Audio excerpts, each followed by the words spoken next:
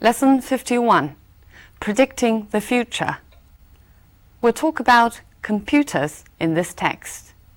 First, listen and answer this question. What was the future electronic development that Leon Bagrit wasn't able to foresee?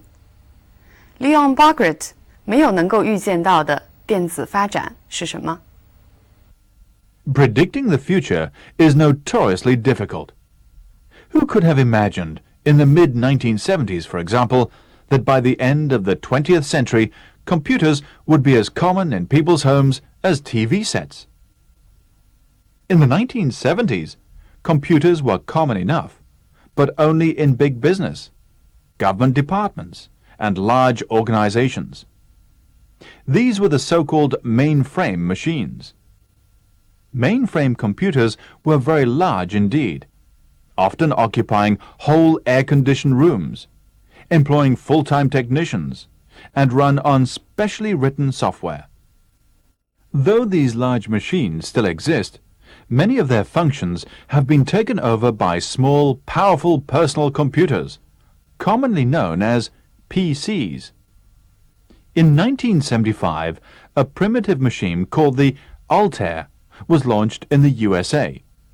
It can properly be described as the first home computer, and it pointed the way to the future. This was followed at the end of the 1970s by a machine called an Apple. In the early 1980s, the computer giant IBM produced the world's first personal computer. This ran on an operating system called DOS, produced by a then small company named Microsoft.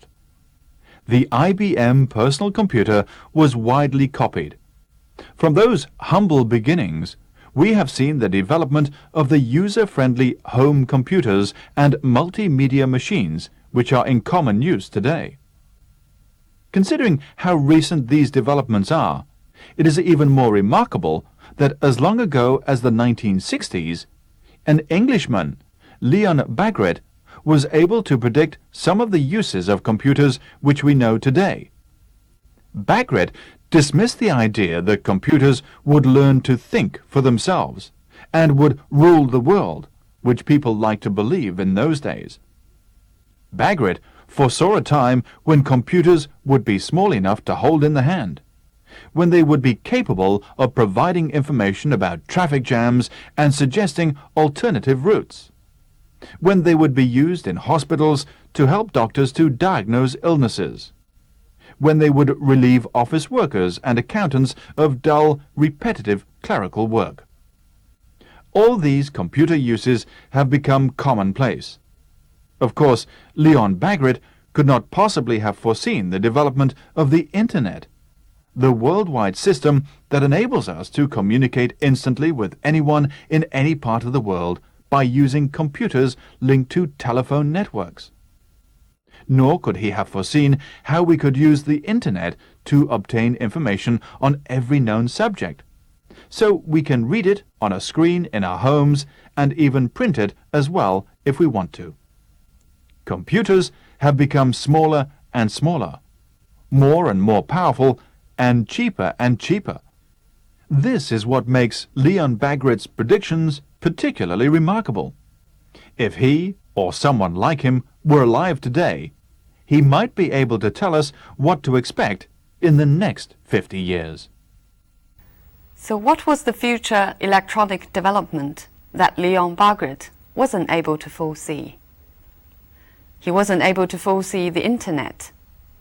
He had foreseen the size of the computers, the usage in hospital, in office, in transport, but not the Internet, though Internet has become so common nowadays. Before the text introduces this Englishman called Leon Bagrit, it talks about what actually happened with the development of computers. They developed from the mainframe machines to home computers, then to personal computers, developing in a direction to become more and more user-friendly. At the end, the text says, If Leon Bargret, or someone like him, were alive today, he might be able to tell us what to expect in the next 50 years. We were not someone like Leon Bargret, but would you like to make a prediction about what would happen in the next 50 years? But first, let's look at the language points. Predicting the future is notoriously difficult. Notoriously, here it means predicting the future is difficult, and this fact is notorious. Notoriously means famously, but is often used to describe something bad that the thing is famous for. For example, this organization is notoriously inefficient.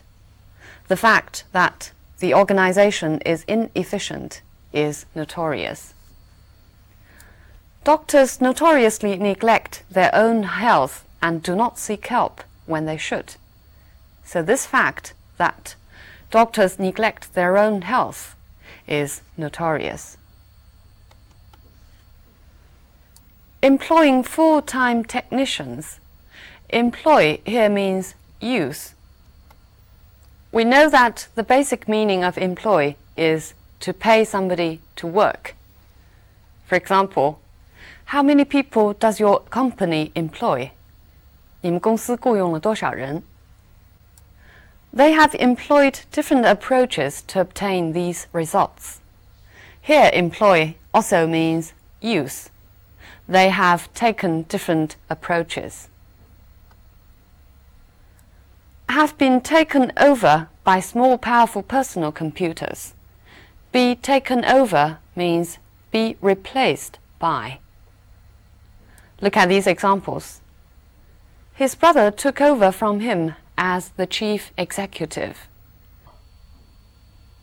他的兄弟接替了他，成为总裁。I've asked my assistant to take over preparing for the conference. 接手，准备会议。Take over doing something. Cars gradually took over from horses. Notice the preposition is from. A primitive machine was launched in the USA. Launched here means a new product was developed. 推出一种新产品. For example, the company launched a new brand of beer last week. 推出了一个新牌子的啤酒. The press has just launched a new Sunday magazine. It can properly be described. Properly here means appropriately. 可以被恰当地形容为. But properly can also mean satisfactorily. For example, the car is not working properly. The car is not working satisfactorily. Make sure that you will dress properly for the interview. Here, properly means appropriately for the occasion. It pointed the way to the future. It means it showed the future direction. Look at these examples. A line of restaurants pointed the way to the theatre, which means these restaurants showed the way or showed the direction to the theatre. Recent medical discoveries are already pointing the way to more efficient treatment, have already shown the future tendency of more efficient treatment. This was followed by a machine called an apple. Be followed by is used to describe the time sequence. For example, the lightning was followed by a crash of thunder. It means the crash of thunder happened after the lightning. There was a major increase in immigration in the years that followed the First World War, which means in the years after the First World War. The computer giant IBM. Giant here is used figuratively, 商业巨人. we know the basic meaning of giant is a very big monster or person. For example, no fairy tale is complete without a princess, witch, or giant. 就是一个公主、一个女巫和巨人，这是童话的要素。If I have seen further, it is by standing on the shoulders of the giants. It is the famous saying of Newton. 这就是牛顿的名言。如果我看得更远，只是因为站在了巨人的肩膀上。He was one of the intellectual giants in the 17th century, which means he was one of the most important intellectuals at that time. The takeover battle is between two of America's industrial giants. Industrial giants, 工业巨人。Produced by a then small company. It means by a small company at that time, but the company was no longer small. I'll give you more examples. I wanted to live in the city, but my then husband preferred the country. So it indicates he is no longer my husband now. The company questioned the then chairman about the missing money. He is no longer the chairman now. The IBM personal computer was widely copied. Here, copy means imitate. For example, they have copied the basic design from the Japanese model and made a few adjustments of their own. 他们的基本设计是模仿日本的原型，自己又做了一些改动。You can also copy somebody, which means to imitate somebody. For example, I always copied my brother in the things he said and the way he dressed. 在各个方面我都模仿我的兄弟。But in this example, he was caught while he was copying from another student during the exam.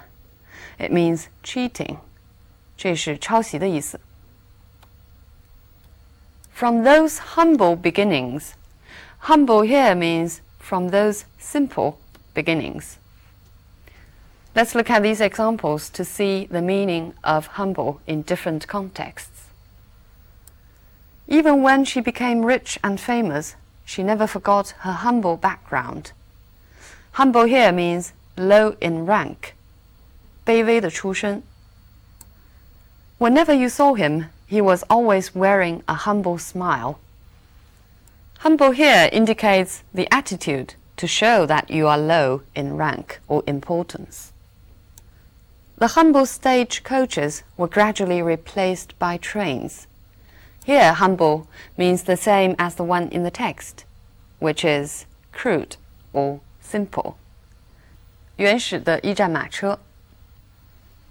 The development of the user-friendly home computers.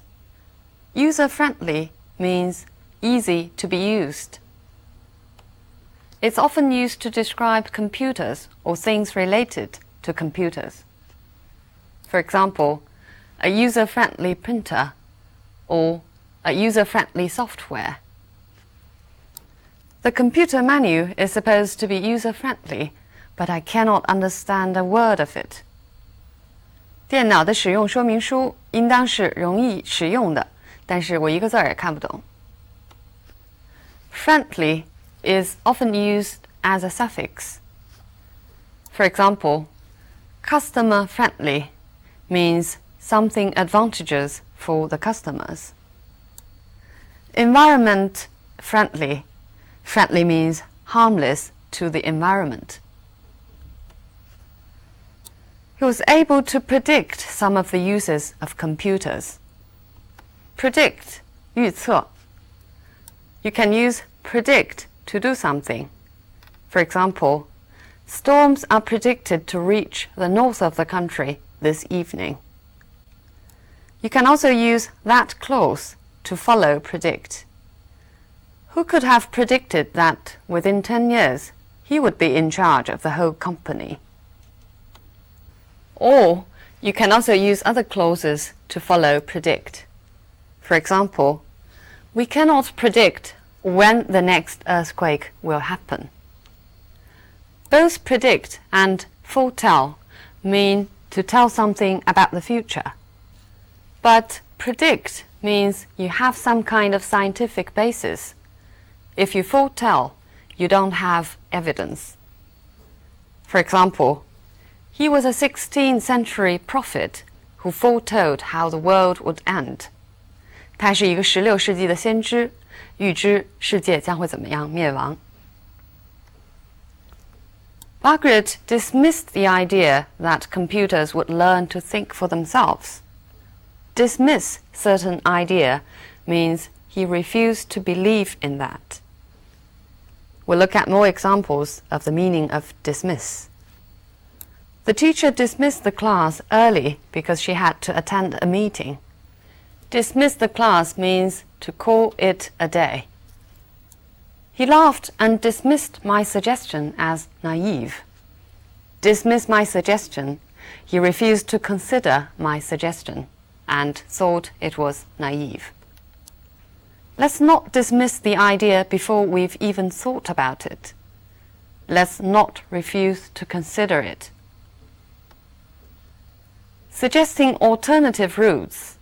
Alternative means some other thing to replace. 替代性的. For example, they're looking for an alternative venue for the concert. 为音乐会寻找另外的场所. Alternative energy, we talked about it last time. 替代性能源. Alternative medicine, 替代性疗法, such as acupuncture. They would relieve office workers and accountants of dull, repetitive clerical work. Relieve somebody of something means to help somebody by getting rid of certain burden. It's a formal use. For example, may I relieve you of that heavy bag? May I help you to take that heavy bag? The babysitter relieved her of many of the chores. 保姆给她解决了很多家务的问题。To communicate instantly with anyone in any part of the world. Instantly is even sooner than immediately. 当即. For example, the driver was killed instantly. Or, I recognized him instantly. Every known subject means every subject that human beings have possibly known about. Let's look at more examples with known as adjective. It is actually a known problem. This problem has already been known. He is a known drug dealer. Here known means famous. 很有名的毒品贩子. It's a little known fact that he was married before. It is some kind of fact that not many people have known about. In this text, we have learned several adverbs which can actually work as a clause. For example, predicting the future is notoriously difficult. Notoriously actually works as the clause of this fact.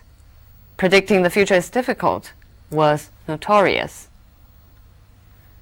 It can probably be described as the first computer. Properly also works as a clause, which means it can be described as the first computer and the description is proper. This ran on an operating system called DOS, produced by a then small company named Microsoft. Then also works as a clause. This ran on this system produced by a company named Microsoft, which was small then. So we can see that adverbs can be used flexibly in order to make your style more concise. So this text talks about the indispensable part of our life now, which is computers. Just as the text says, computers are becoming more and more user-friendly, no matter in what size, desktops or laptops. And the Internet, which Margaret failed to predict, is changing our lives totally. It has changed our ways of communication. We now write emails instead of letters. It has changed the mass media. We now can read news on the Internet. And we can even go shopping or book tickets, doing everything possible on the Internet, which is called e-commerce, etc., etc. So that our age is called the information age, and our globe is called the global village, because we can now share resources. But as any other kind of changes, there are people who are for them. There are those who are against them. One of their key arguments is that the virtual world provided by computers is gradually taking place of our real, physical, human world, especially human relationships. As any other kind of scientific progresses, computers should improve our lives instead of replacing our life itself. So much on the topic of computers. Bye for now.